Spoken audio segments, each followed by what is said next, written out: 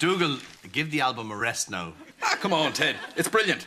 I think people will soon give up listening to pop music and listen to this type of thing instead. You know, from what I hear in the charts today, I'm not sure if that's not happening already. What? This is so good, though, Ted, isn't it? They've got all kinds of things.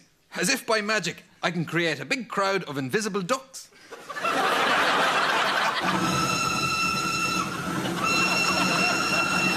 Or take you on a trip into darkest Africa.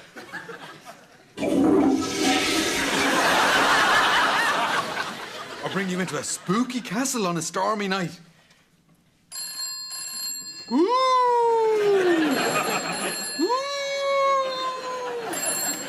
Hello. Craggy Island Parochial House, Father Ted Crilly speaking. Father? Fargo? Father, can you come over here, quick? Well, certainly, Fargo. What seems to be the... I have to go out, Dougal. There's something up with Fargo Boyle. Mrs. Doyle, you all right?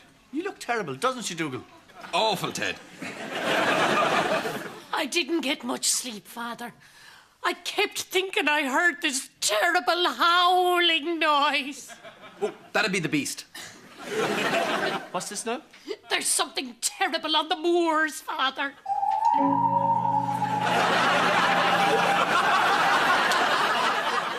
Moors? We don't have any moors. Well, then there's something terrible roaming around the place where normally there would be moors, Father. They think it might be a kind of giant fox. Dougal! Sorry. Ted, it couldn't be Jack, could it? You could see how someone might mistake him for a big mad cat. Don't forget, Dougal, during leap years, Father Jack is very much affected by the changing of the seasons. For a short while, a marvellous serenity enters his life, and he is at one with nature.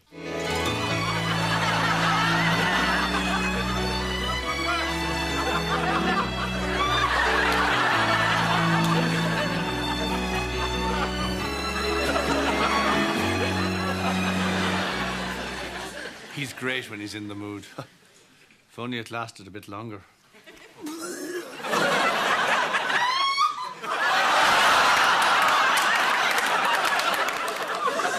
I better go and make some tea.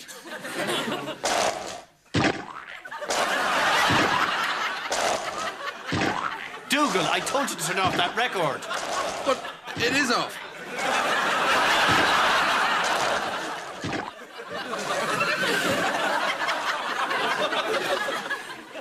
What do you mean Chris isn't in the competition? He's the champ. You have to enter him. All this talk of the beast has got to him. His nerves are shot. I took a photo of him this morning. Nerves? I mean, Fargo, it's a sheep. He always had a very artistic temperament, Father. Yeah, but I mean, he's not a concert pianist. He's a sheep. You know, I don't see how... Oh, my God. I mean, when you compare it with what he looked like last year.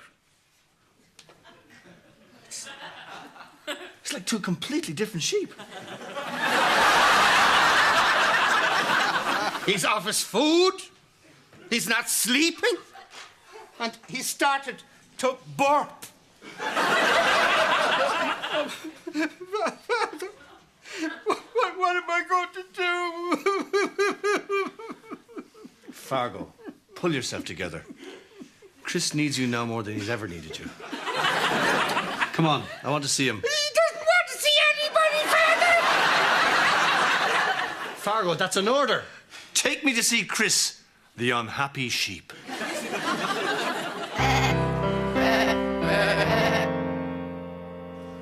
God, Dougal, you should have seen him.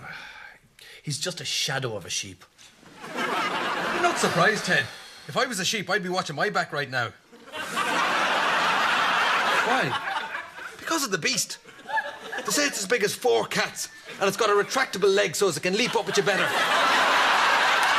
But you know what, Ted? It lights up at night, and it's got 4 ears. 2 of them are for listening, and the other 2 are kind of backup ears. And Its claws are as big as cups, and for some reason it's got a tremendous fear of stamps. Mrs. Doyle was telling me that it's got magnets on its tail, so as if you're made out of metal, it can attach itself to you. And instead of a mouth, it's got 4 arses. Dougal! It's a legend. It doesn't exist. Right, Ted. The way the Phantom of the Opera doesn't exist. The Phantom of the Opera doesn't exist. Look, I'm not going to get into this what does exist and what doesn't exist debate again, OK? But I'm going to have to insist you add those last 2 examples to the chart. But, Ted... Dougal!